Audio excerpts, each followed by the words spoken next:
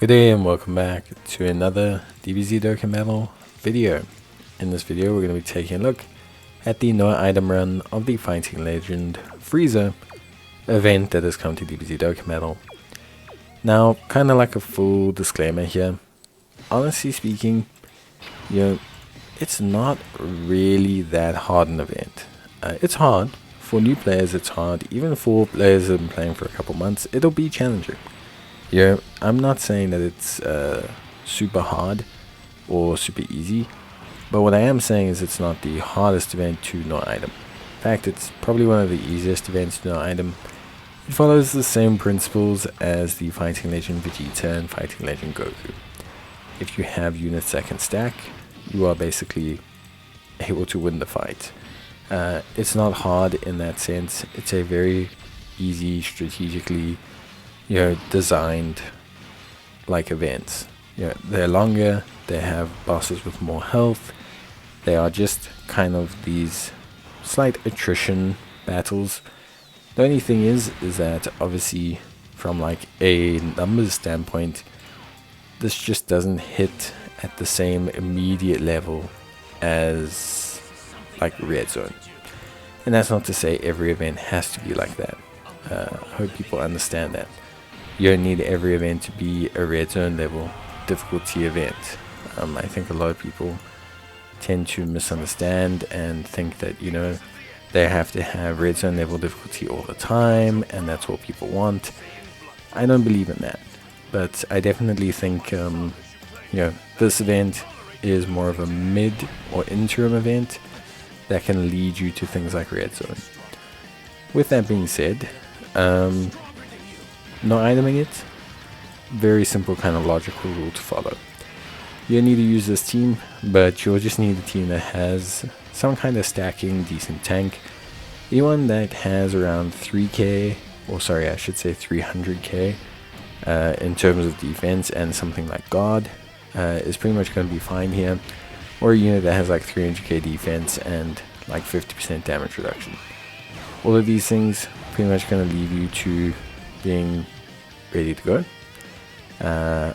Aside from that, again, like I say, nothing too wild in terms of build. Frieza's got multiple phases, but none of them really do anything too crazy. And one thing the Frieza fight doesn't have that a lot of the other fighting nations have is usually they disable evasion.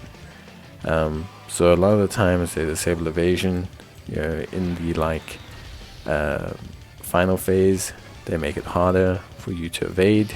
That's just their general tactic. But in this case, they don't do that. For whatever reason, they're just not keen on it. Not too certain why. Maybe they wanted to make it different. There are a couple things to keep out, like the second to last phase is quite challenging because Frieza starts with this big buff. And also the fight against second form Frieza, he has like, how can I say, he has an AoE super attack. Doesn't hit tremendously hard, but it is there. So realistically there are a couple of things to be concerned about, but honestly it's just not that hard. Yes, there's things that you could have or do a lot better in terms of team build, but realistically speaking, there's not enough mechanics and the raw numbers are not high enough to make this a ridiculously challenging event. We're using a Future Saga team. We're using the bond of parents and child, Trunks and Vegeta. Just a really fun pairing to run. Obviously we're using them as our friend lead as well. And then we're running a physical Trunks in the second slot and a tech Trunks in the second slot. The whole set of 4 are all stackers of defense and very quick stackers of defense. So all of them get up to speed quite early on. So there's no real threat or anything there. There's no real concern around those guys. Then we have the Int Future Gohan, another great unit. Obviously when he transforms, really good. He also obviously is quite strong defensively, especially after Super. And realistically speaking, a unit that just exists in a good place and is a good unit. like a unit that just does a lot of really awesome work and has a really good time. So nothing too wild in terms of like functionalness there. Then we have the int my. So we have the int my future, or just int my, I guess, int my adult, future, whichever way you want to call it. She is also really good, benefits a lot here from not having a lot of AoE or anything. So her ability to raise her defense against Frieza and the fact that he doesn't lock it out makes her, you know, just a lot easier to run as a floating unit. And then finally, yeah, we have the Trunks and the AGL one, just there as a solid defensive presence. Damage reduction in the turns where, you know, doesn't have, in the turns where we don't have the, like, well, sorry, in turns where we have future saga units. So that is pretty straightforward and simple. And yeah, for me, realistically speaking, like, how can I say, it's just a very easy no item run. Like, I'm not even going to show you the full run in a sense.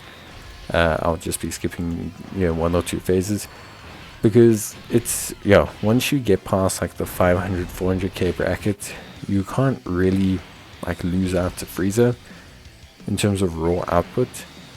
So it just kind of becomes like a very simple process. And that's not knocking anything. I don't think that's, something to get upset about or anything like that. I think it's just a very simple process. But yeah, it is, it just is a very simple process. There's not a lot tactically to do here. Once you have strong enough stackers, you're fine. And you don't even need you don't specifically need stackers either. The scaling of the events to the point where, like, I think a lot of players that play Dokkan or have some of the latest units, their units can probably just pop right out the gates and handle in Frieza. Like, a lot of the times that's just what it amounts to. So yeah, all in all, was a fun event. Missions have been interesting. The no item run challenge was interesting, but I do think ultimately at the end of the day, a very straightforward one to no item. So yeah, bye.